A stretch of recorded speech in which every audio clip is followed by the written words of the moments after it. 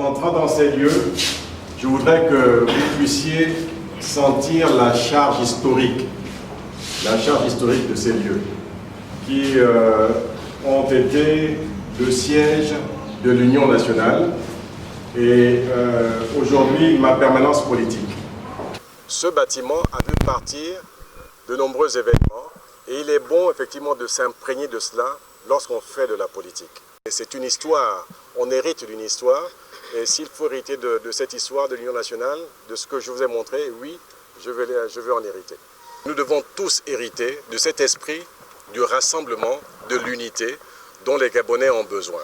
Donc dans ce bâtiment, comme je vous l'ai montré, effectivement, chacun de nous effectivement, doit s'en imprégner, chacun de nous doit pouvoir hériter de cet esprit.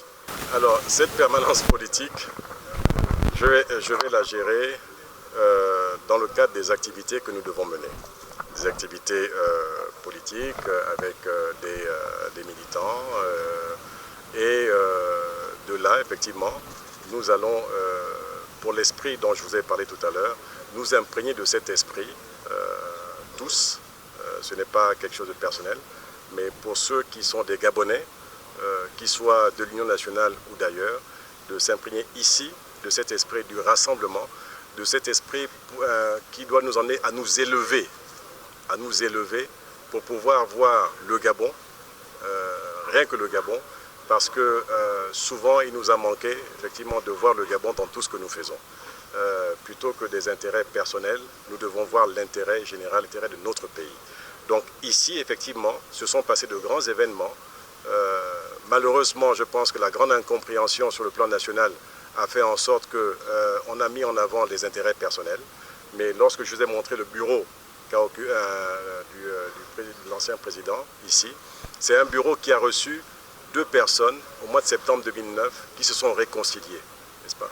Qui se sont réconciliées pour le Gabon, M. André Mbaobam et Zachary Miboto, parce qu'ils se sont dit le Gabon a besoin que ses filles et ses fils puissent se rassembler pour essayer de trouver une autre solution à la gestion de ce pays. Et pour moi, c'est quelque chose d'extrêmement puissant, d'extrêmement fort, et nous devons tous nous en imprégner. Et c'est l'une des raisons majeures qui a fait en sorte que je puisse prendre ce bâtiment comme permanence politique. Il n'y a pas 2 sièges de l'Union nationale. Et je pense qu'on ne peut pas me faire un grief de cela. Et ce n'est pas ici un second siège de l'Union nationale, c'est ma permanence politique. Et en tant qu'homme politique, j'ai effectivement le droit d'avoir une permanence politique où des gens pourraient venir effectivement me rencontrer et moi rencontrer d'autres.